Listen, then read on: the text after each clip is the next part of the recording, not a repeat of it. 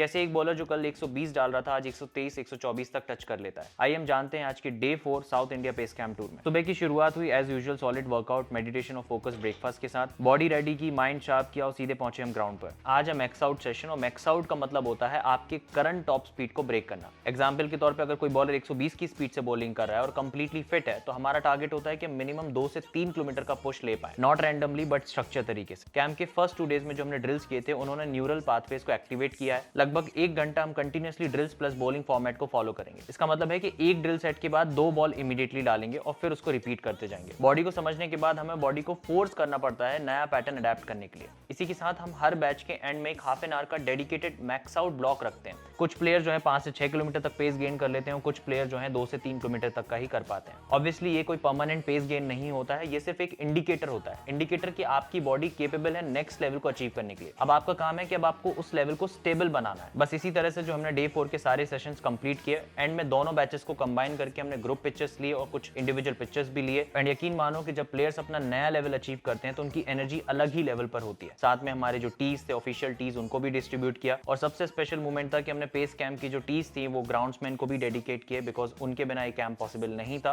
के बाद जो हम जल्दी से रैप अप करते हैं और निकल जाते हैं अपने स्टे की तरफ, क्योंकि कल सुबह 5 बजे हमारी ट्रेन है हैदराबाद के लिए। एंड ऑब्वियसली हैदराबाद का जो कैंप है वो एक दिन बाद स्टार्ट हो रहा है। तो मिलते हैं हमारे डे 5 और साउथ इंडिया पेस कैंप 2 में।